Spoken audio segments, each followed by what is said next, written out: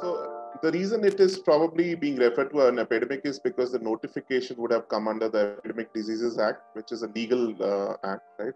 So by making it a notifiable disease under the act, it makes it mandatory for facilities to report cases of mucormycosis. The declaration of an epidemic helps in by making it a notifiable disease, which means that all private establishments, government establishments have to report the disease to local health authorities.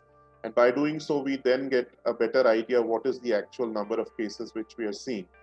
And on top of that, then you can also take steps, for example, to regulate care. You can regulate the kind of treatment which is available. In this case, as we know that there is an antifungal treatment which is to be used as soon as you see a case, and hopefully early intervention is a good thing.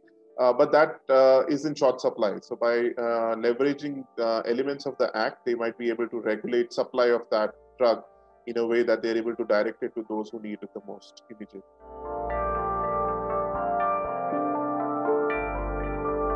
Yeah, so typically an epidemic is when you have an increasing number of cases of a particular kind. Usually, it is usually used for infectious diseases, but mucormycosis is not necessarily infectious in the sense that if I have mucormycosis and you are in touch with me or in contact with me, doesn't necessarily mean that you can contract it unless you have the right conditions, which is to say lowered immunity, high sugar levels, and then, you probably have recently recovered from COVID, and then you might get it from your surroundings, etc. So in this case, it is being referred to as an epidemic because there is an increasing number of cases which are rising and across various geographical areas. So that is why it is being called an epidemic.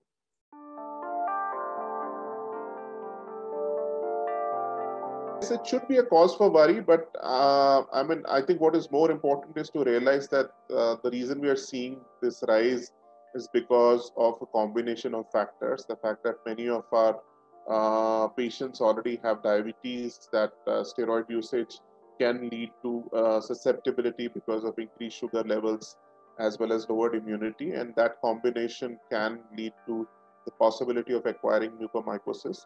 It's important to also remember the role hygiene might play. So poor hygiene could also be a factor, either at the medical facility where they received care or once they have gone back home.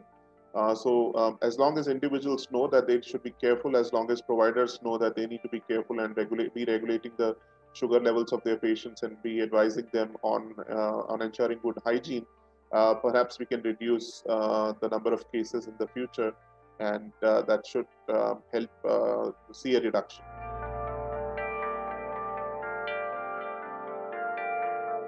So if you identify a case of mucormycosis early enough, then you can start treatment. The earlier we know someone has mucormycosis, it is curable certainly. The more advanced it is, it can be difficult to cure. It can also be deadly. So I think it's very important for individuals to report early to facilities so that treatment can be started. The treatment often involves multiple specialties. It also involves drugs such as amphotericin B, which sometimes can be in short supply. So I would really suggest that anyone who might be having symptoms should go to a hospital as soon as possible.